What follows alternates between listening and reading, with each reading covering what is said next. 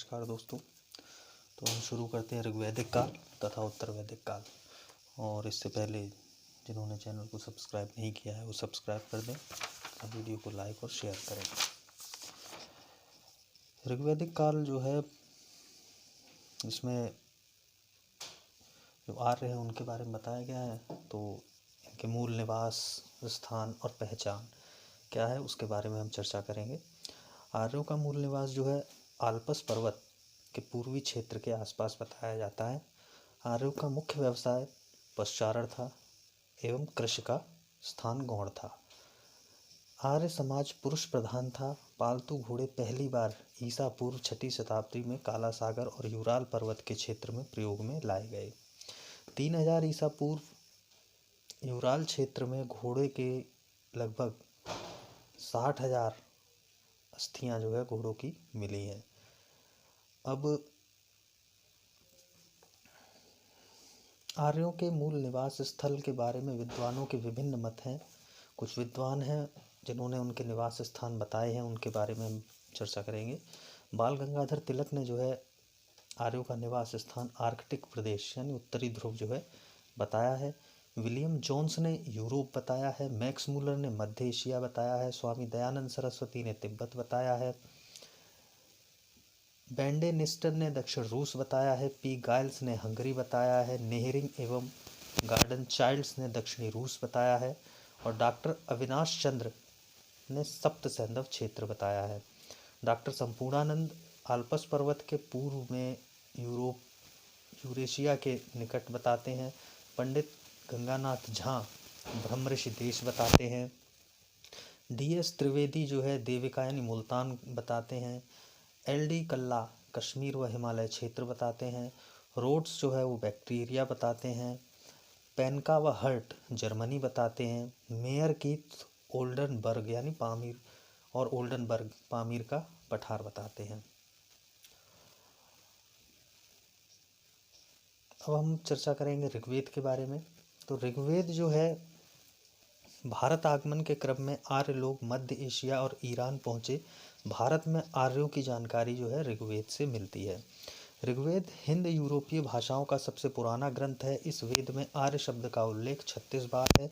ऋग्वेद में अग्नि, इंद्र, मित्र, वरुण आदि देवताओं की स्तुतियाँ संग्रहित हैं, जिनकी रचना विभिन्न गोत्रों के ऋषियों और मंत्र सृष्टाओं ने की है। इसमें 10 मंडल या भाग हैं, जिनमें मंडल 2 से 7 तक प्राचीनतम अंश हैं। प्रथम और दसम मंडल जो है सबसे बाद में जोड़े गए मालूम होते हैं। जो मंडल हैं उनके रचयिता हैं उनके बारे में बताते हैं। जो द्वितीय मंडल है उसके रचयिता हैं ग्रथस्मद। तृतीय मंडल के रचयिता विश्वामित्र हैं और तृतीय मंडल में ही गायत्री मंत्र का उल्लेख है। चौथा जो मंडल है उसके रचयिता वामदेव हैं और इसमें जो है कृषि संबंधी प्रक्रियाएं हैं। पांचवा जो मंडल है उसके रचयिता अत्रि हैं। छठे मंडल के रचयिता भारद्वाज हैं। सातवां मंडल जो है वशिष्ठ रचयिता हैं। इसके 8वें मंडल के कंडव ऋषि व अंगिरस रचयिता हैं। 9वें मंडल के पवमान अंगिरा रचयिता हैं। इसमें सोम का वर्णन है। 10वां मंडल जो है शुद्ध सूक्तीय या महासूक्तीय इसके रचयिता हैं। ऋग्वेद के ब्राह्मण ग्रंथ ऐतरेय व कौशितकी हैं। आयुर्वेद को ऋग्वेद का उपवेद कहा जाता है। ऋग्वेद की सर्वाधिक पवित्र नदी सरस्वती थी। इसे नदीतमा या नदियों में सर्वश्रेष्ठ कहा गया है। ऋग्वेद में यमुना का उल्लेख 3 बार एवं गंगा जिसे जाह्नवी भी कहा गया है का उल्लेख 1 बार है, जो 10वें मंडल में मिलता है। अस्तो मां सद्गमया वाक्य ऋग्वेद से लिया गया है। अब हम बताएंगे वेद, फिर उनके ब्राह्मण, फिर उनके उपनिषद, फिर उनके अरण्यक, फिर उसमें कितने सूक्त हैं, उसके अध्येता का क्या है, फिर उसका उपवेद क्या है। अब वेद हम आते हैं ऋग्वेद। तो ऋग्वेद में ब्राह्मण जो है ऐतरेय और कौशितकी हैं। इसके उपनिषद भी ऐतरेय कौशितकी हैं। अरण्यक ऐतरेय कौशितकी हैं। ऋग्वेद में 1028 यानी 1028 मंत्र हैं। अध्येता इसके होत्र हैं और उपवेद जो है इसका आयुर्वेद है और इसके प्रजापति जो है प्रवर्तक है। यजुर्वेद में जो ब्राह्मण है तैतरेय और शतपथ हैं। उपनिषद यजुर्वेद के हैं तैतरीय, कंठ, श्वेताश्वर, ईश, बृहदारण्यक और मैत्रायणी। अरण्यक हैं यजुर्वेद के तैतरीय, ब्राह्मणा, बृहदारण्यक और शतपथ। और अध्येता है अथर्वणवेद और इसका उपवेद है धनुर्वेद। सामवेद जो है इसके ब्राह्मण है पंचविश, इसके उपनिषद हैं छंदोग्य और केन, अरण्यक हैं जैमिनीय छंदोग्य और 1810 मंत्र हैं। अध्येता इसके उद्गाता हैं और उपवेद जो है इसका गंधर्व वेद है। फिर अथर्ववेद, अथर्ववेद के ब्राह्मण जो हैं वो गौपथ हैं और उपनिषद इसके प्रश्न, मुंडक, मांड्यूक हैं और सूक्त इसमें 6000 हैं और अध्येता इसके ब्रह्म हैं और उपवेद इसका शिल्पवेद है। ऋग्वेद में जो नदियों का वर्णन है उनके हम नाम बताते हैं, प्राचीन नाम और आधुनिक नाम। क्रुम जो है उसका आधुनिक नाम कुर्रम है, कुभा का आधुनिक नाम काबुल है। इन सब नदियों के जो है ऋग्वेद में वर्णन है। वितिस्ता का आधुनिक नाम झेलम है, अस्किनी का चिनाब है, पुरुषणी का रावी है, शतुद्री का शतलज है, विपाशा का व्यास है, सदानी का गंडक है, दृष्टवती का घग्गर है, गोमल का गोमती है, सुवास्तु का स्वात है, सिंधु का सिंध है, सरस्वती का घग्गर है, सुषोमा का सोहन है, मरुद्वृदा का कमुरुवर्मन है। ऋग्वेद में जो उल्लिखित शब्द हैं उनके बारे में भी बताते हैं क्योंकि ये अक्सर करके पूछे जाते हैं। तो किसका कितने बार वर्णन है वो हम बताएंगे। पिता शब्द का 335 बार वर्णन है, जन शब्द का 275 बार वर्णन है ऋग्वेद में, इंद्र शब्द का 250 बार वर्णन है, माता शब्द का 234 बार वर्णन है, अश्व शब्द का 215 बार वर्णन है, अग्नि शब्द का 200 बार है, गौ यानी गाय का 176 बार है, विष का 170 बार है, सोम देवता का 144 बार है, विदत का 122 बार वर्णन है, विष्णु का 100 बार वर्णन है, गण का 46 बार वर्णन है, ब्रज गौशाला का 45 बार वर्णन है, कृषि का 33 बार वर्णन है, वरुण का 30 बार वर्णन है, वर्ण का 23 बार वर्णन है, सेना का 20 बार वर्णन है, ब्राह्मण का 15 बार वर्णन है, ग्राम का 13 बार वर्णन है, बृहस्पति का 11 बार वर्णन है, राष्ट्र का 10 बार वर्णन है, क्षत्रिय का 9 बार वर्णन है, समिति का 9 बार वर्णन है, सभा का 8 बार वर्णन है, यमुना का 3 बार वर्णन है, रुद्र का 3 बार वर्णन है, वैश्य का 1 बार वर्णन है, शूद्र का 1 बार वर्णन है, गंगा का 1 बार वर्णन है, राजा का 1 बार वर्णन है तथा पृथ्वी का 1 बार वर्णन है। ये तो जो है उल्लिखित शब्द हो गए जो ऋग्वेद में हैं और इनका कितनी बार वर्णन किया गया है। ऋग्वेद की नदियाँ हो गई, तो ऋग्वेद में नदियाँ हैं, वर्तमान में उन नदियों के क्या नाम हैं। तो अब जो है इराक में मिले लगभग 1600 ईसा पूर्व के कस्साइट अभिलेखों में तथा सीरिया में मितन्नी अभिलेखों में आर्य नामों का उल्लेख मिलता है। भारत में आर्य भाषा भाषियों का आगमन 1500 ईसा पूर्व से कुछ समय पहले हुआ। आर्य शब्द से एक जात विशेष को समझा जाता है। आरंभिक भारतीय विद्वानों ने इस शब्द का सही अर्थ लगाया है। आर्यों को ही भारतीय सभ्यता व संस्कृति का संस्थापक माना गया है। आर्य शब्द संस्कृत भाषा से लिया गया है जिसका अर्थ उत्तम, श्रेष्ठ या उच्च कुल में उत्पन्न माना जाता है। आर्य शब्द मूलतः अर्य से निकला है जिसका अर्थ विदेशी तथा अजनबी होता है। आर्य शब्द का अर्थ नवागंतुकों से संबद्ध एवं उच्च कुल उत्पन्न भी होता है। आर्यों की भाषा संस्कृत थी। आरंभिक आर्यों का निवास पूर्वी अफगानिस्तान, पाकिस्तान और भारत के पंजाब तथा हरियाणा में था। ऋग्वेद में अफगानिस्तान की कुर्रम व कुभा आदि कुछ नदियों तथा सिंध और उसकी 5 सहायक नदियों का नामोल्लेख है। सिंध आर्यों की सबसे प्रमुख नदी है जिसका उन्होंने बार बार उल्लेख किया है। उनके द्वारा उल्लिखित दूसरी नदी सरस्वती है जिसे नदीतमा अर्थात सर्वश्रेष्ठ नदी कहा गया है। अब सामवेद जो है, साम का अर्थ होता है गान, यानी साम का तात्पर्य गान से है। सामवेद से ही सर्वप्रथम 7 स्वरों की जानकारी प्राप्त होती है, इसलिए इसे भारतीय संगीत का जनक भी माना जाता है। पुराणों में सामवेद की सहस्त्र शाखाओं का उल्लेख है। सामवेद व अथर्ववेद में कोई अरण्यक नहीं है। सामवेद का ऋत्विक उद्गाता कहलाता है जिसका कार्य रचाओं का सस्वर गान करना है। सामवेद का उपवेद गंधर्व वेद कहलाता है। अब यजुर्वेद। यजुर्वेद के 2 प्रधान रूप हैं, एक कृष्ण यजुर्वेद और दूसरा शुक्ल यजुर्वेद।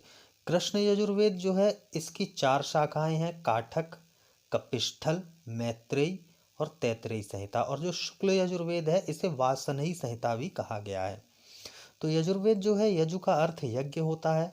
इसमें यज्ञ की विधियों का प्रतिपादन किया गया है।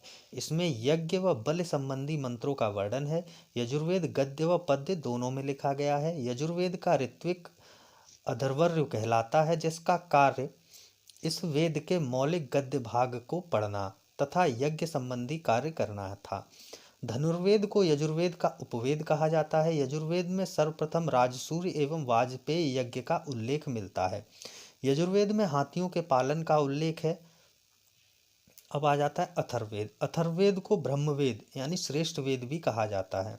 अथर्वा ऋषि के नाम पर इस वेद का नाम अथर्ववेद पड़ा। अथर्ववेद का ब्राह्मण ग्रंथ गौपद है। इसमें याज्ञिक अनुष्ठानों का वर्णन नहीं है।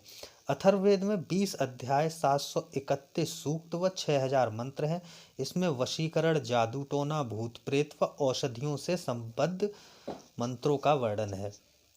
अथर्ववेद में कुरु के राजा परीक्षित का उल्लेख है, जिन्हें मृत्युलोक का देवता बताया गया है। अथर्ववेद का उपवेद शिल्पवेद कहलाता है। काशी का प्राचीनतम उल्लेख अथर्ववेद में ही मिलता है। अथर्ववेद के मंत्रों का उच्चारण करने वाले पुरोहित को ब्रह्म कहा जाता था। अथर्ववेद में सभा व समिति को प्रजापति की 2 पुत्रियां कहा गया है। अब अरण्यक। अरण्यक मूलतः ब्राह्मण ग्रंथों के परिशिष्ट के रूप में पाए जाते हैं। वनों में रचे जाने के कारण ये अरण्यक कहे गए हैं। वर्तमान में उपलब्ध 7 प्रमुख अरण्यक ऐतरेय, तैतरेयी, माध्यान्दिन, शंखायन, मैत्रायणी, तलवकार और बृहदारण्यक हैं। उपनिषद। यह भारतीय दार्शनिक विचारों का प्राचीनतम संग्रह है। इनमें शुद्धतम ज्ञान पक्ष पर बल दिया गया है। उपनिषदों को भारतीय दर्शन का स्रोत अथवा पिता माना जाता है। उपनिषदों की कुल संख्या 108 है। ये वेदों से संबंधित हैं। सामवेद से संबंधित छंदोग्य उपनिषद में तत्त्वमसि का प्रथम उल्लेख है। बृहदारण्यकोपनिषद में अश्वमेध यज्ञ की विवेचना की गई है। कठोपनिषद में यम तथा नचिकेता के संवाद का वर्णन है, जिसमें यमराज ने नचिकेता को अध्यात्म तत्व की शिक्षा दी है। भारत का राष्ट्रीय आदर्श वाक्य सत्यमेव जयते मुंडकोपनिषद में उल्लिखित है। राजा की उत्पत्ति सिद्धांत का वर्णन सर्वप्रथम ऐतरेय ब्राह्मण में मिलता है। आर्य लोग जहाँ प्रथमतः बसे वह संपूर्ण प्रदेश सप्त सिंध यानी 7 नदियों के देश के नाम से प्रसिद्ध हुआ। इसमें अफगानिस्तान का भाग भी पड़ता है। जनजातीय संघर्ष के बारे में जानते हैं। ऋग्वेद में इंद्र को पुरंदर कहा गया है, जिसका अर्थ है दुर्गों को तोड़ने वाला। आर्य लोग प्रत्येक जगह जीतते गए क्योंकि उनके पास अश्वचलित रथ थे तथा उन्हें पश्चिम एशिया और भारत में पहले पहले इन रथों को प्रचलित किया। आर्यों के 5 कबीले अर्थात जन थे, जिनका समुदाय पंचजन कहलाता था। भारत और त्रित्स आर्यों के शासक वंश थे और पुरोहित वशिष्ठ दोनों वंशों के समर्थक थे। इस देश का नाम इसी भरत कुल के आधार पर भारतवर्ष पड़ा। इस कुल या कबीले का उल्लेख सबसे पहले ऋग्वेद में मिलता है। भरत और 10 राजाओं के बीच की लड़ाई हुई। यह दशराग युद्ध के रूप में विदित है। इस युद्ध का कारण भरत वंश के राजा सुदास द्वारा अपने पुरोहित विश्वामित्र को हटाकर उनके स्थान पर वशिष्ठ को नियुक्त करना था। सुदास द्वारा अपमानित किए जाने पर विश्वामित्र ने पंचजनों के साथ अन्य कबीलों को भी संगठित कर सुदास से युद्ध किया। यह युद्ध पुरुषणी नदी के तट पर हुआ, जिसकी पहचान वर्तमान की रावी नदी से की जाती है। इसमें सुदास की जीत हुई और भरत कबीले की प्रभुता कायम हुई। ऋग्वेद के 7वें मंडल में दशराग युद्ध का उल्लेख है। इसका एक कारण राज्य विस्तार भी माना जाता है। कुरजनों ने पांचालों के साथ मिलकर उच्च गंगा मैदान में अपना संयुक्त राज्य स्थापित किया। इन आर्यों का भौतिक जीवन कैसा था? आर्यों का जो है भौतिक जीवन, ऋग्वैदिक आर्यों के भौतिक जीवन के बारे में कुछ आभास मिलता है। भारत में उनकी सफलता के कारण थे घोड़े, रथ और संभवतः कांसे के कुछ बेहतर हथियार भी, जिनके बारे में हम पुरातात्विक प्रमाण नाम मात्र के मिलते हैं। संभवतः उन्होंने आरा वाला पहिया भी चलाया, जो सबसे पहले काकेशस क्षेत्र में 2300 ईसा पूर्व में प्रयोग में लाया गया था। उन्हें राजस्थान की खेतड़ी खानों से तांबा मिलता रहा होगा। ऋग्वेद के प्राचीनतम भाग में फाल का उल्लेख मिलता है। उन्हें बुआई, कटाई और पढ़ाई का ज्ञान था। विभिन्न ऋतुओं के बारे में भी उन्हें जानकारी थी। ऋग्वैदिक आर्यों की अधिकांश लड़ाइयाँ गाय को लेकर हुई हैं। ऋग्वेद में युद्ध का पर्याय गविष्टि है। गाय सर्वोत्तम धन मानी जाती थी। ऋग्वेद में गाय और सांड की इतनी चर्चा है कि ऋग्वैदिक आर्यों को मुख्य रूप से पशुचारक कहा जा सकता है। ऋग्वैदिक लोग गाय चराने, खेती करने और बसने के लिए जमीन पर कब्जा करते थे, परंतु भूमि निजी संपत्ति नहीं होती थी। ऋग्वेद में बढ़ई, रत्तकर, बुनकर, चर्मकार, कुम्हार आदि शिल्पियों के उल्लेख मिलते हैं। तांबे या कांसे के अर्थ में अयस शब्द का प्रयोग होता था। स्पष्ट है कि उन्हें धातुकर्म की जानकारी थी। आर्य लोग शहरों में नहीं रहते थे। संभवतः वे किसी तरह के गढ़ बनाकर या मिट्टी के घर बनाकर गांवों में रहते थे। जनजातीय राज व्यवस्था कैसी थी? ऋग्वैदिक काल में आर्यों का प्रशासनिक तंत्र कबीले के प्रधान के हाथों में था। वह राजन कहलाता था। ऋग्वैदिक काल में राजा का पद आनुवांशिक हो चुका था। राजा एक प्रकार का सरदार था। उसके पास असीमित अधिकार नहीं थे, क्योंकि उसे कबीले से सलाह लेनी पड़ती थी। कबीले की आम सभा, जो समिति कहलाती थी, अपने राजा को चुनती थी। वह कबीले के पशुधन की रक्षा करता था, युद्ध में लड़ता था और कबीले की ओर से देवताओं की प्रार्थना करता था। सभा, समिति, विदित एवं गण जैसे संगठन विचार विमर्श करते थे तथा सैनिक और धार्मिक कार्य देखते थे। ऋग्वैदिक काल में स्त्रियां भी सभा और विदत में भाग लेती थीं। सभा यानी एक तरह से हम कह सकते हैं वर्तमान लोकसभा। ऋग्वेद में सभा शब्द का 8 बार प्रयोग हुआ है। सभा के पुरुष सदस्य के लिए सभे शब्द और स्त्री सदस्यों के लिए सभावती शब्द आया है। समिति, जिसे हम वर्तमान समय में राज्यसभा भी कह सकते हैं। ऋग्वेद में समिति का उल्लेख 9 बार हुआ है, परंतु उत्तर वैदिक काल में इसका महत्व बढ़ता हुआ प्रतीत होता है। अथर्ववेद में सभा व समिति को प्रजापति की पुत्रियां कहा गया है। अथर्ववेद में ही इस बात का भी प्रमाण मिलता है कि समिति में स्त्रियों का प्रवेश भी संभव था। विदत, ऋग्वैदिक काल में ही इस संस्था का प्रचलन अधिक था। इस बात का प्रमाण है कि ऋग्वेद में विदत शब्द का प्रयोग 122 बार हुआ है, जबकि आरण्यक ग्रंथों के चरण में आकर इसका प्रयोग लगभग लुप्त हो गया है। विदत को विशिष्ट संस्था के रूप में माना गया है, जिसमें वृद्धों एवं विद्वानों की सहभागिता होती थी। दैनिक प्रशासन में कुछ अधिकारी राजा की सहायता करते थे। सबसे महत्वपूर्ण अधिकारी पुरोहित होता था। लोगों को आर्य बनाने के लिए विश्वामित्र ने गायत्री मंत्र की रचना की। पुरोहित के बाद संभवतः सेनानी का स्थान था, जो भाला, कुल्हाड़ी एवं तलवार आदि शस्त्र चलाना जानते थे। युद्ध में प्राप्त भेंट और लूट की वस्तुएं वैदिक सभा में बांट दी जाती थी। चारागाह या बड़े जत्थे का प्रधान व्राजपति कहलाता था। परिवारों के प्रधानों को कुलुप तथा लड़ाकू दलों के प्रधानों को ग्रामीण कहा जाता था। राजा कोई नियमित या स्थायी सेना नहीं रखता था, लेकिन युद्ध के समय स्वजनों की सेना संगठित कर लेता था। अब जो वैदिक कालीन प्रमुख प्रयुक्त शब्द हैं,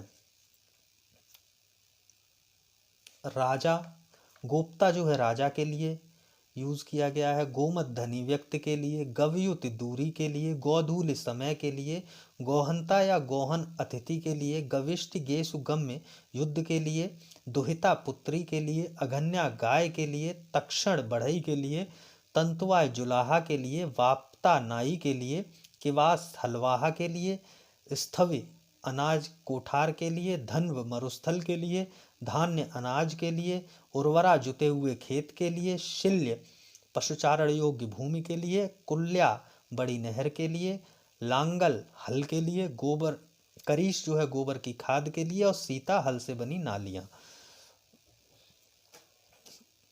ऋग्वैदिक काल में कबीले और परिवार कैसे थे? व्यक्ति की पहचान उसके कुल या गोत्र से होती थी। लोगों की सबसे अधिक आस्था अपने अपने कबीले के प्रति रहती थी, जिसे जन कहते थे। ऋग्वेद में जन शब्द का उल्लेख लगभग 275 बार हुआ है, परंतु जनपद शब्द का एक बार भी उल्लेख नहीं हुआ है। ऋग्वेद में दूसरा महत्वपूर्ण शब्द विष है, जो कबीले के अर्थ में मिलता है। ऋग्वेद में इसका उल्लेख 170 बार में हुआ है। वैश्य नामक बहुसंख्यक वर्ग का उदय इसी विष या कबायली जन समूह में हुआ है। आरंभिक वैदिक अवस्था में परिवार के अर्थ में गृह शब्द था, जो ऋग्वेद में बार बार आया है। प्राचीनतम हिंद यूरोपीय भाषाओं में पोते, नाती, भांजे, भतीजे आदि सब के लिए एक ही शब्द था। यह समाज पितृसत्तात्मक था। परिवार में पिता मुखिया होता था। परिवार की कई पीढ़ियां एक घर में साथ साथ रहती थीं। इस समाज के लोग हमेशा वीर पुत्रों की प्राप्ति के लिए देवता से प्रार्थना करते थे। ऋग्वेद में बेटी के लिए कामना कहीं व्यक्त नहीं की गई है, जबकि प्रजा यानी और पशु की कामना सूक्तों में बार बार आई है। प्रजा का तात्पर्य यहाँ संतान से है।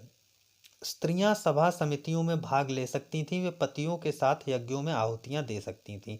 सूक्तों की रचना मौखिक होती थी, अर्थात उस काल का कोई लेख नहीं मिला है। ऋग्वेद में नियोग प्रथा और विधवा विवाह के प्रचलन का भी आभास मिलता है। बाल विवाह का कोई उदाहरण नहीं है। सामाजिक वर्गीकरण।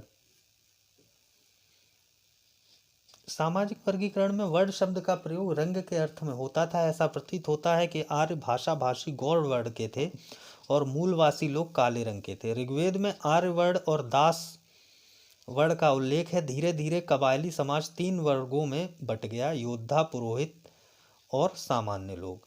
चौथा वर्ण जो शूद्र कहलाता था ऋग्वेद काल के अंत में दिखाई पड़ता है। इसका सर्वप्रथम उल्लेख ऋग्वेद के 10वें मंडल में है, जो सबसे बाद में जोड़ा गया। ऋग्वेद युग में ही व्यवसाय के आधार पर समाज में विभेदीकरण आरंभ हुआ। ऋग्वेद में किसी परिवार का एक सदस्य कहता है, मैं कवि हूँ, मेरा पिता वैद्य है और मेरी माता चक्की चलाने वाली है। भिन्न भिन्न व्यवसायों से जीविकोपार्जन करते हुए हम एक साथ रहते हैं। अब ऋग्वैदिक देवता, जो ऋग्वैदिक देवता हैं उनका वर्गीकरण किया गया। आकाश के देवता हैं घोष, वरुण, मित्र, सूर्य, सवित्र, पूषण, विष्णु, आदित्य, उषा, अश्विन। अंतरिक्ष के देवता जो हैं इंद्र, रुद्र, वायु, वात, पर्जन्य, आप, यम, प्रजापति, अदिति। पृथ्वी के देवता हैं पृथ्वी, अग्नि, सोम, बृहस्पति, अपानपात और माता ऋष्विन एवं नदियों के देवता। ऋग्वैदिक देवियां भी हैं, तो देवियों में जो अदिति हैं, देवी की महान माता, देवी की जननी, सृष्टि का मूल आधार इनका कार्य क्षेत्र है। उषा जो है वो अरुणोदय यानी प्रातःकाल की देवी हैं। पृथ्वी जो है जगत की माता है। सवित्र यानी सूर्य को प्रेरणा प्रदान करने वाली देवी हैं। सूर्या सूर्य देवता की पुत्री हैं। आपा जल देवी हैं। रात्रि रात की देवी हैं। अरण्यायनी वन देवी हैं। दिशान वनस्पति की देवी हैं। पुरापादि उर्वरता की देवी हैं। इला आराधना की देवी हैं। सिंधु नदी देवी हैं। अब जो पृथ्वी के देवता हैं, पृथ्वी के देवता जो पृथ्वी सृजन की देवी हैं, जगमाता कहा गया है। अग्नि प्रकाश के देवता हैं, इनकी विशेषताएं हैं, ये पृथ्वी के सर्वश्रेष्ठ देवता हैं। ऋग्वेद में 200 बार इनका उल्लेख है। पृथ्वी के पुत्र हैं। सोम वनस्पति के देवता हैं। ऋग्वेद में 120 बार उल्लेख है। ये बाद में चंद्र देवता के रूप में स्थापित हो गए। बृहस्पति यज्ञ के देवता हैं। ऋग्वेद में 11 बार इनका उल्लेख मिलता है। सरस्वती ये विद्या की देवी हैं, स्त्री देवी हैं। अंतरिक्ष के देवता इंद्र जो हैं उन्हें युद्ध का देवता कहा गया है। ऋग्वेद में सबसे प्रमुख देवता हैं। अंतरिक्ष के सर्वश्रेष्ठ देवता हैं। ये युद्ध में विजय दिलाते थे। ऋग्वेद में इंद्र की स्तुति 250 बार की गई है। सभी देवताओं का राजा बताया गया है। मेघों को रोककर जल की वर्षा करते थे। मारुत जो है तूफान के देवता हैं। दैत्यों के विनाश में इंद्र के सहायक हैं। रुद्र पशुओं के देवता हैं। मंगलकारी अमंगलकारी दोनों रूप में हैं। ये अति क्रोधी स्वभाव है इनका।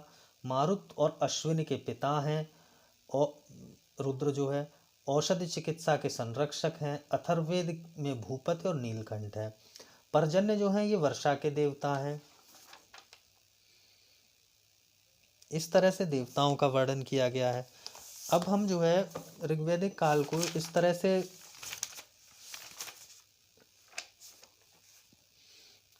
विभक्त करके समझेंगे, पूरी सामाजिक स्थिति और फिर उसके बाद आर्थिक स्थिति, फिर उत्तर वैदिक काल, फिर जो इसका भौगोलिक विस्तार है वो, ये सब चीज़ें जो हैं, फिर राजनीतिक स्थिति, धार्मिक स्थिति क्या क्या रही है, इस तरह से हम करेंगे। तो इसमें जो है उत्तर वैदिक काल और ऋग्वैदिक काल दोनों ही जो है पूर्ण हो जाएगा। तो भूमिका क्या है वैदिक सभ्यता की हमारे इसमें? तो सैंधव सभ्यता के पश्चात भारत में जिस सभ्यता का प्रादुर्भाव हुआ उसे वैदिक अथवा आर्य सभ्यता के नाम से जाना जाता है। आर्य सभ्यता का ज्ञान वेदों से होता है, जिसमें ऋग्वेद सर्वप्राचीन होने के कारण सर्वाधिक महत्वपूर्ण है। सामान्यतः ऐसा माना गया है कि आर्यों ने ही सैंधव सभ्यता के नगरों को ध्वस्त कर एक नई सभ्यता की नींव रखी थी, लेकिन अभी भी इसके कोई ठोस साक्ष्य न होने के कारण इसे कल्पना ही माना जाता है। वैदिक सभ्यता भारत की प्राचीन सभ्यता है, जिसमें वेदों की रचना हुई। वैदिक शब्द वेद से बना, जिसका अर्थ होता है ज्ञान। वैदिक संस्कृति के निर्माता आर्य थे। वैदिक संस्कृति में आर्य शब्द का अर्थ श्रेष्ठ या उत्तम, अभिजात, कुलीन तथा उत्कृष्ट होता है।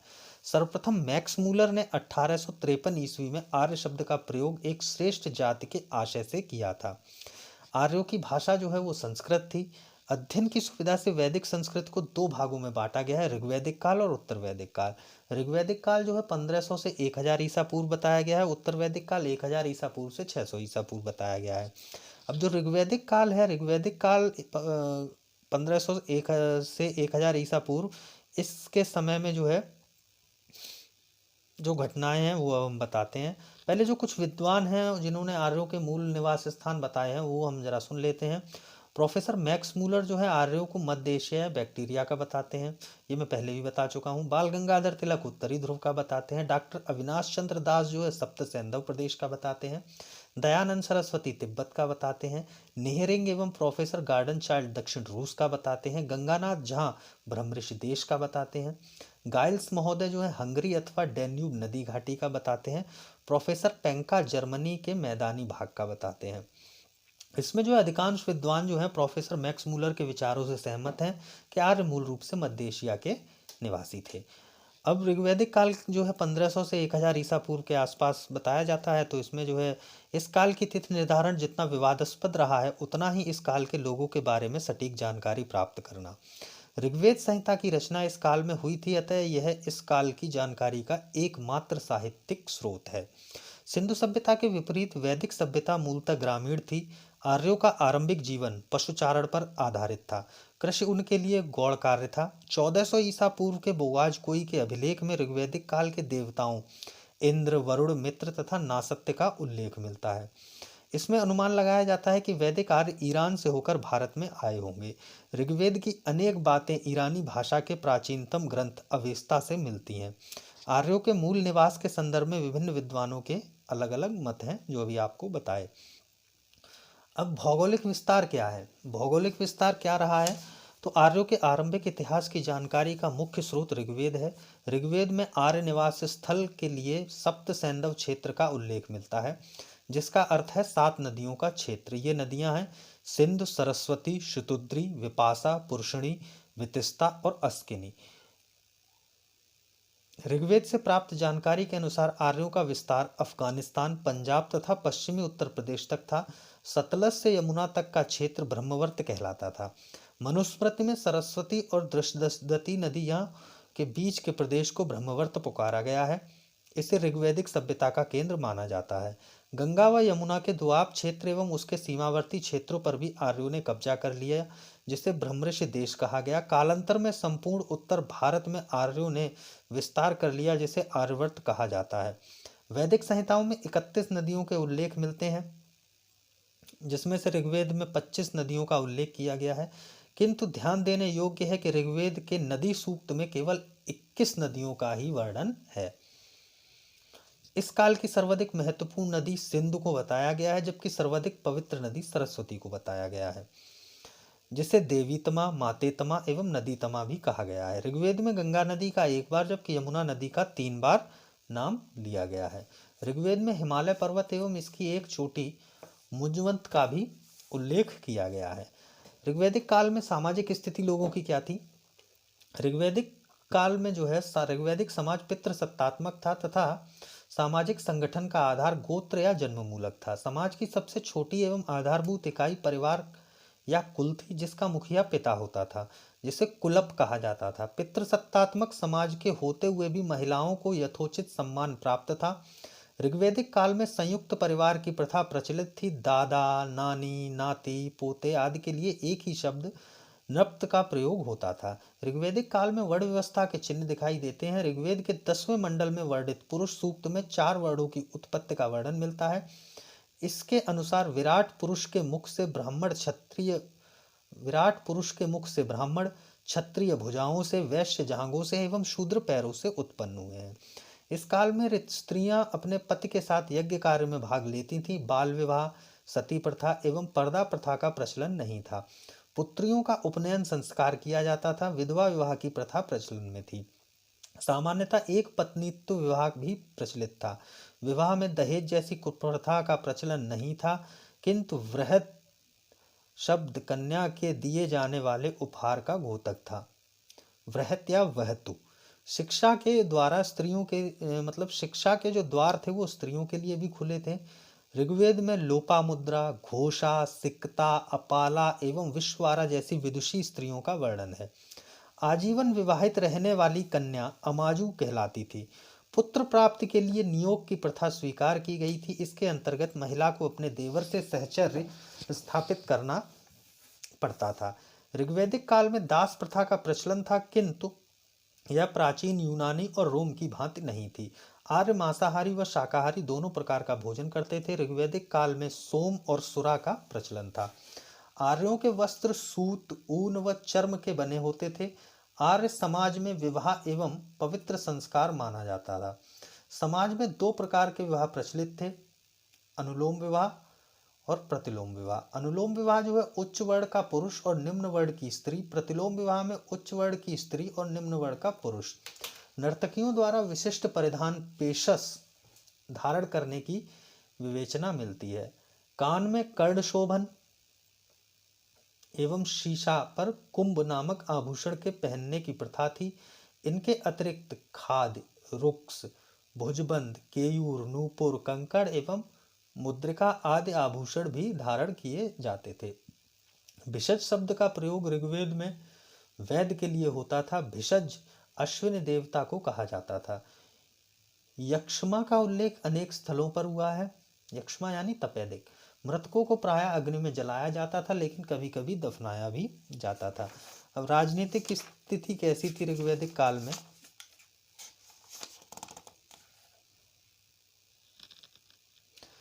ऋग्वैदिक समाज काबिलाई व्यवस्था पर आधारित था। ऋग्वैदिक लोग जनों व कबीलों में विभाजित थे। कबीले का एक राजा होता था जिसे गोप कहा जाता था। आर्यों को पंचजन भी कहा जाता था, क्योंकि इनके 5 कबीले थे: अनु, द्रुह, पुरु, तुर्वस तथा यदु। ऋग्वैदिक काल में राज्य का मूल आधार कुल थे। परिवार का मुखिया कुलप अथवा गृहपति कहलाता था। कुलों के आधार पर ग्राम का निर्माण होता था, जिसका प्रमुख ग्रामणी होता था। अनेक ग्राम मिलकर विश्व बनाते थे, जिसका प्रधान विश्वपति होता था। विश्व से जन बनता था, जो कबीलाई संगठन था। इसका प्रधान प्रमुख जनपति होता था, जैसे राजा, फिर पुरोहित, फिर विश्वपति, फिर ग्रामीण, फिर कुलप। इस प्रकार आर्यों की प्रशासनिक इकाई 5 हिस्सों में बटी थी: कुल, ग्राम, विश्व, जन और राष्ट्र। राजतंत्रात्मक शासन प्रणाली मौजूद थी और साथ ही गणतंत्र भी। राजा का प्रमुख कार्य कर्तव्य कबीले की रक्षा करना था। इस काल में अनेक जनतांत्रिक संस्थाओं का विकास हुआ, जिनमें सभा, समिति तथा विदत प्रमुख थे। इन संस्थानों में राजनीतिक, सामाजिक, धार्मिक तथा आर्थिक प्रश्नों पर चर्चाएं होती थीं। ऋग्वैदिक काल में महिलाएं भी राजनीति में भाग लेती थीं। सभा एवं विदत परिषदों में महिलाओं की सक्रिय भागीदारी थी। सभा और समिति राजा को सलाह देने वाली संस्था थी। राजा श्रेष्ठ एवं संभ्रांत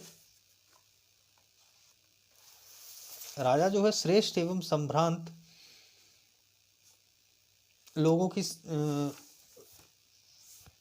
सभा और समिति जो है राजा को सलाह देने वाली संस्था थी।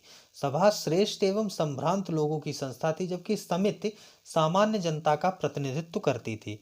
समिति केंद्रीय राजनीतिक संस्था भी कहलाती थी, जो राजा की नियुक्ति, पदच्युति करने व उस पर नियंत्रण रखती थी। विदत आर्यों की प्राचीन संस्था थी। स्त्रियां सभा एवं समितियों में भाग ले सकती थीं।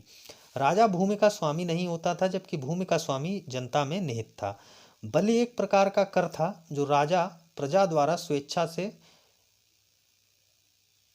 राजा को दिया जाता था। राजा इसके बदले उनकी सुरक्षा की जिम्मेदारी लेता था। राजा नियमित या स्थायी सेना नहीं रखता था, लेकिन युद्ध के समय वह नागरिक सेना इकट्ठी करता था, जिसका कार्य संचालन व्रातगण, ग्राम और असर्द नाम की विविध टोलियां करती थीं। ऋग्वेद में राजा को गोप्ता जनस्य अर्थात कबीले का संरक्षक तथा पुराभित्ता अर्थात नगरों पर विजय पाने वाला कहा गया है। आर्थिक स्थिति कैसी थी? ऋग्वैदिक काल में आर्यों की संस्कृति ग्रामीण एवं कबीलाई थी। पशुपालन प्राथमिक पेशा था और कृषि द्वितीयक। इस काल में गाय को पवित्र पशु माना जाता था और यह विनिमय के साधन के रूप में थी। आर्यों की अधिकांश लड़ाइयाँ गायों को लेकर होती थी। गाय को अष्टकर्णी भी कहा गया है, जो उसके ऊपर स्वामित्व का सूचक है। गविष्ठ गाय की महत्ता बताने वाला शब्द है। गाय को अगन्या माना जाता था। गाय की हत्या करने वाले या उसे घायल करने वाले के लिए वेदों में मृत्युदंड अथवा देश निकाले जाने की व्यवस्था थी। पड़े नामक व्यापारी पशुओं की चोरी के लिए कुख्यात था। पुत्री की को दुहिता इसलिए कहा गया क्योंकि वह गाय का दूध दूहती थी। घोड़ा आर्य समाज का अति उपयोगी पशु था। इसके अलावा गाय, बैल, भैंस, बकरी, ऊंट आदि पशु भी थे। ऋग्वेद के चतुर्थ मंडल में कृषि संबंधी कार्य का वर्णन मिलता है। एक ही अनाज यानी जो जौ का उल्लेख मिलता है। कृषि के महत्व से संबंधित केवल 3 ही शब्द हैं, उर्दर, धान्य और संपत्ति। जहां उर्दर का अर्थ अन्न मापक बर्तन जबकि धान्य का अर्थ अनाज है।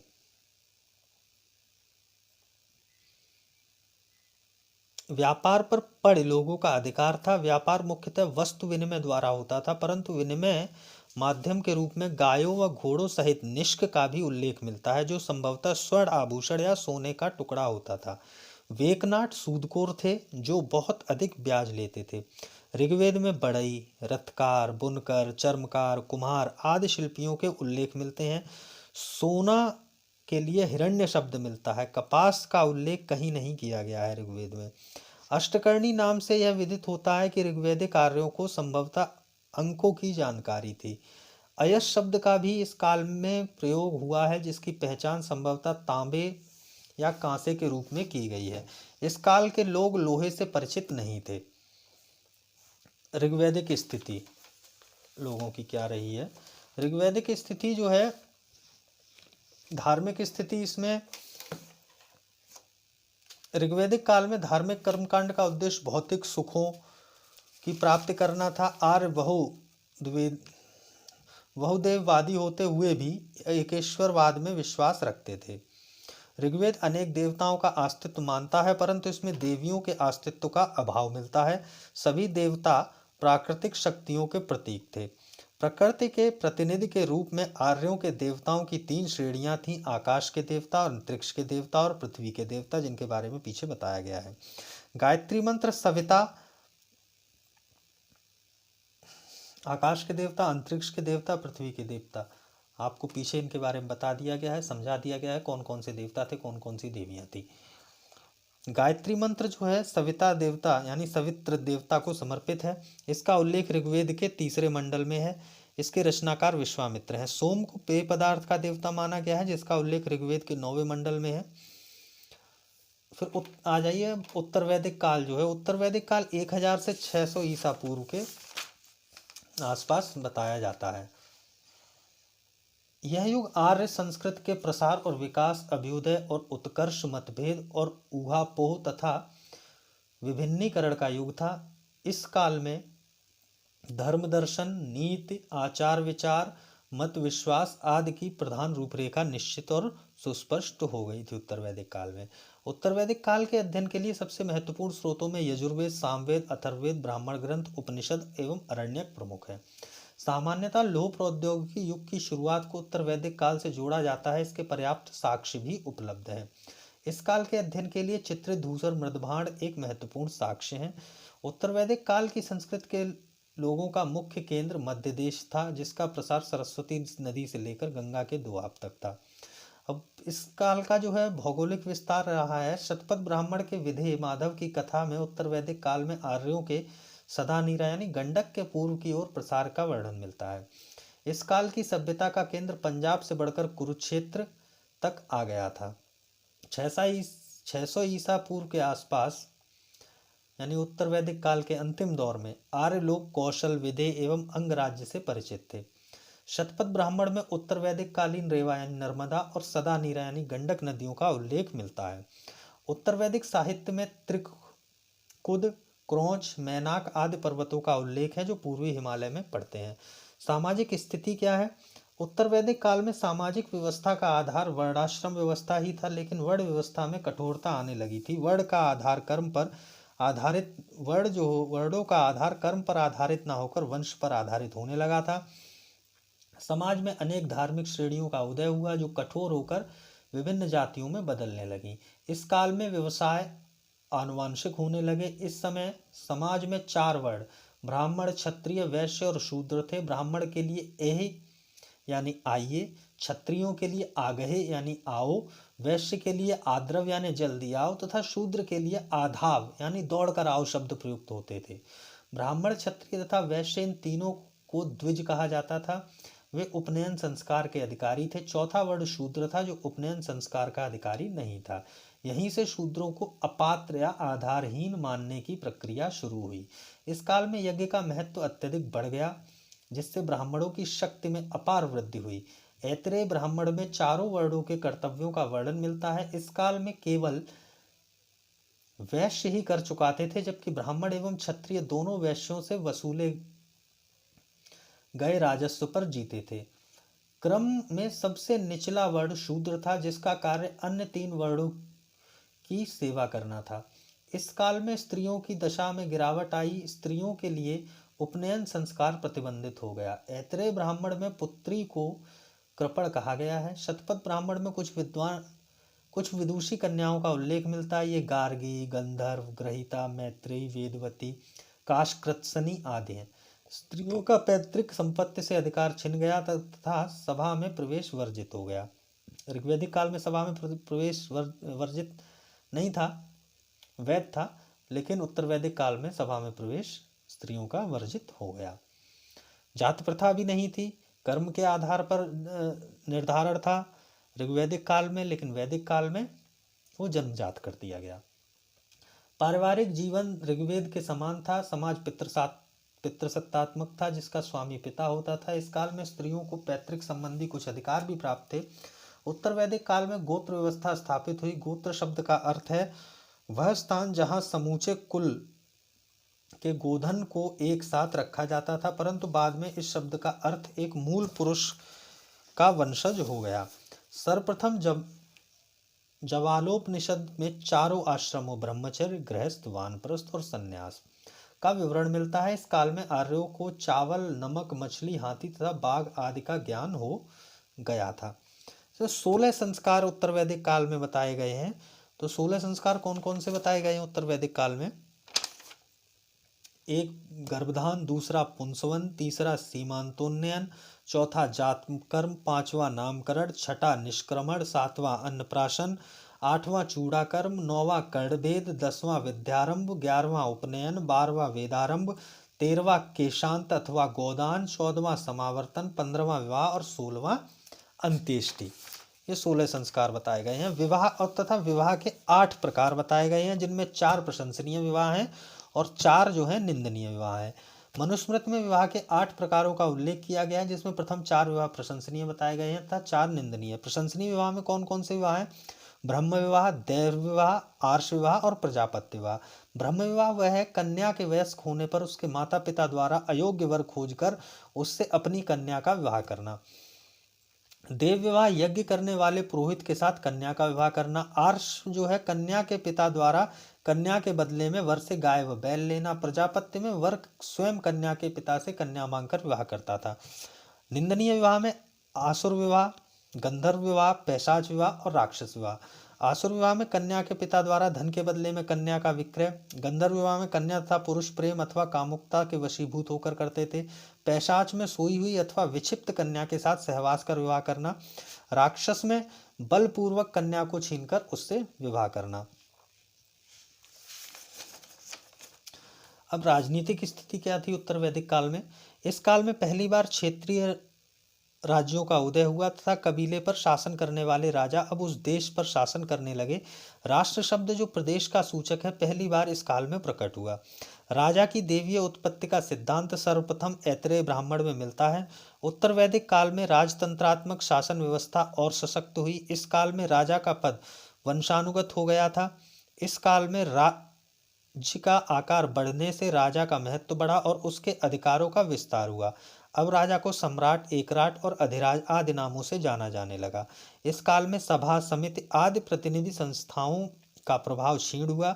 विदत का नामो निशान नहीं रहा, जबकि सभा और समिति अपनी जगह बनी रही, परंतु उनका स्वरूप बदल गया। अब उनमें समाज के प्रभावशाली वर्ग का वर्चस्व हो गया। सभा नामक संस्था में स्त्रियों का प्रवेश वर्जित हो गया। आरंभ में पांचाल एक कबीले का नाम था, परंतु बाद में वह प्रदेश का नाम हो गया। इस काल में पांचाल सर्वाधिक विकसित राज्य था। राज्य का राज्याभिषेक राजसूय यज्ञ के द्वारा संपन्न होता था, जिसका विस्तृत वर्णन शतपथ ब्राह्मण में मिलता है। यजुर्वेद में राज्य के उच्च पदाधिकारियों को रत्नी कहा जाता था। रत्नियों की सूची में राजा के संबंधी, मंत्री, विभागाध्यक्ष एवं दरबारी गण आते थे। शतपथ ब्राह्मण में 12 प्रकार की रत्नियों के विवरण मिलते हैं। राजा न्याय का सर्वोच्च अधिकारी होता था। ब्राह्मण को मृत्युदंड नहीं दिया जाता था। बल जो है ऋग्वैदिक काल में राजा को दिया जाने वाला स्वेच्छाकारी कर था, जो उत्तर वैदिक काल तक आते आते एक नियमित कर हो गया। इसकी मात्रा 1/16 भाग होती थी। आर्थिक स्थिति कैसी थी? इस काल में पशुपालन की जगह कृषि प्रथम पेशा बन गया। शतपथ ब्राह्मण में कृषि से संबंधित चारों क्रियाओं जुताई, बुआई, कटाई तथा मड़ाई का उल्लेख किया गया है। इस ग्रंथ में विधेय माधव की कथा का भी उल्लेख मिलता है, जिससे यह संकेत मिलता है कि आर्य संपूर्ण गंगा घाटी में कृषि करने लगे थे। इस काल में लोहे से बने उपकरणों के प्रयोग से कृषि क्षेत्र में क्रांति आ गई। यजुर्वेद में लोहे के लिए श्याम अयस एवं कृष्ण अयस शब्द का प्रयोग हुआ है। लोहे से बने उपकरणों के प्रयोग से कृषि विस्तार के साथ साथ फसलों की संख्या में भी वृद्धि हुई और धान प्रमुख फसल बन गई। अतरंजी खेड़ा में पहली बार कृषि से संबंधित लौह उपकरण प्राप्त हुए। उत्तर वैदिक काल में कृषि में विस्तार, शिल्पों में कुशलता, व्यापार एवं वाणिज्य में विस्तार के परिणाम स्वरूप जनसंख्या में वृद्धि हुई। इस काल के लोग 4 प्रकार के बर्तनों से परिचित थे: काले व लाल रंग मिश्रित मृदभांड, काले रंग के मृदभांड, चित्रित धूसर मृदभांड व लाल मृदभांड। ब्राह्मण ग्रंथों में श्रेष्ठिन का भी उल्लेख मिलता है। श्रेष्ठिन श्रेणी का प्रधान व्यापारी होता था। निष्क, शतमान, पाद, कृष्णल, रत्तिका तथा गुंजा आदि माप की भिन्न भिन्न इकाइयां थीं। निष्क जो ऋग्वैदिक काल में स्वर्ण आभूषण था, अब एक मुद्रा माना जाने लगा। व्यापार पर्ण द्वारा संपन्न होता था, अतः उत्तर वैदिक काल में मुद्रा का प्रचलन हो चुका था, परंतु सामान्य लेन देन में वस्तु विनिमय का प्रयोग किया जाता था। निष्क, शतमान, कृष्णल और पाद मुद्रा के प्रकार थे। उत्तर वैदिक आर्यों को समुद्र का ज्ञान हो गया था। इस काल के साहित्य में पश्चिमी और पूर्वी दोनों प्रकार के समुद्रों का वर्णन है। वैदिक ग्रंथों में समुद्र यात्रा की भी चर्चा है, जिससे वाणिज्य एवं व्यापार के संकेत मिलते हैं। स्वर्ण एवं लोहे के अतिरिक्त इस युग के आर्य टिन, तांबा, चांदी और सीसा से भी परिचित हो चुके थे।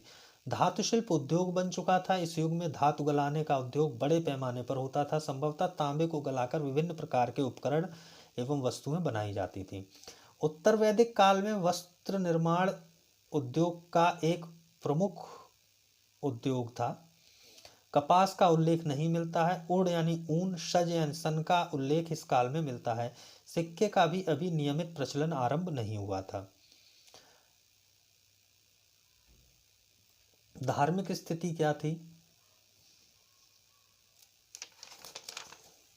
उत्तर वैदिक काल में भी कर्मकांडों का उद्देश्य मूलतः भौतिक सुखों की प्राप्ति करना था। उत्तर वैदिक काल में गंगा, यमुना, दोआब आर्य संस्कृति का केंद्र स्थल बन गया। ऐसा अनुमान है कि सारा उत्तर वैदिक साहित्य पूर्व पांचालों के दूसरे प्रदेशों में विकसित हुआ। यज्ञ इस संस्कृत का मूल था। यज्ञ के साथ साथ अनेकानेक अनुष्ठान व मंत्र विधियां भी प्रचलित हुई। ऋग्वैदिक काल के 2 सबसे बड़े देवता इंद्र एवं अग्नि अब उतने प्रमुख नहीं रहे। इंद्र के स्थान पर प्रजापति को सर्वोच्च स्थान मिला। इस काल के 2 अन्य प्रमुख देवता रुद्र व विष्णु माने जाते हैं। इस काल में वर्ण व्यवस्था कठोर रूप धारण कर चुकी थी, अतः कुछ वर्णों के अपने अलग अलग से देवता हो गए थे। पूषण जो पहले पशुओं के देवता थे, अब वो शूद्रों के देवता हो गए। सर्वप्रथम शतपथ ब्राह्मण में पुनर्जन्म के सिद्धांत का उल्लेख है। अरण्यकों में वैदिक कर्मकांडों की निंदा की गई है। इसमें यज्ञ एवं बलि की अपेक्षा तप पर बल दिया गया है। इस काल में 2 का महाकाव्य थे। महाभारत, जिसका पुराना नाम जय संहिता था, यह विश्व का सबसे बड़ा महाकाव्य है, तथा दूसरा महाकाव्य रामायण है। इस काल में मूर्ति पूजा के आरंभ होने के आभास मिलते हैं। इस काल में प्रत्येक वेद के अपने पुरोहित हो गए थे। वैदिक आर्य और सिंधु घाटी सभ्यता के लोगों की संस्कृति के बीच में कुछ जो अंतर है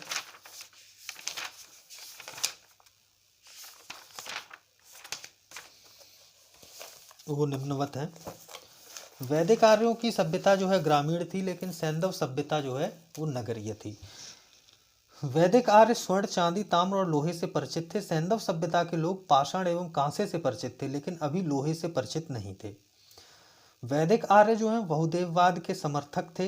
वैदिक आर्य यज्ञ करते थे, वे लिंग पूजा व मूर्ति पूजा करते थे। सैंधव सभ्यता में धर्म का स्वरूप इहलौकिक था। सैंधव सभ्यता के लोग लिंग पूजा व मूर्ति पूजा के समर्थक थे। वैदिक आर्य जो है, ऋग्वैदिक आर्यों का पालतू पशु घोड़ा था। ऋग्वैदिक आर्य हाथी और व्याघ्र से परिचित नहीं थे। सैंधव सभ्यता के लोग जो घोड़े से अपरिचित थे, वे हाथी और व्याघ्र से परिचित थे। वैदिक आर्य युद्ध आदि में अपनी सुरक्षा हेतु कवच और हेलमेट का उपयोग करते थे। सिंधु घाटी सभ्यता में इनके उपयोग का कोई भी साक्ष्य नहीं मिला है। ये जो सुरक्षा हेतु कवच और हेलमेट की बात आई है, ये आपके शायद 2017 के या 18 के IAS के प्री के प्रश्न पत्र में पूछा गया था। वैदिक आर्यों की शिक्षा प्रणाली मौखिक थी। सैंधव सभ्यता के लोग अपनी एक चित्रात्मक लिपि थी। वैदिक आर्यों का समाज परिवार आधारित था। परिवार पितृसत्तात्मक होते थे। तो ये तो आपकी वैदिक सभ्यता रही, यानी ऋग्वैदिक काल रहा। अब इसके बाद हम लोग जो है चलेंगे 6ठी शताब्दी ईसा पूर्व, जो नगरों का उदय हुआ है, महाजनपद, और उनके बारे में जानेंगे और वो आगे देखेंगे। तब तक के लिए जय हिंद, नमस्कार। और आप लोगों से अनुरोध है कि वीडियो को लाइक करें, चैनल को सब्सक्राइब करें, ताकि आपका प्यार मुझे मिलता रहे। धन्यवाद।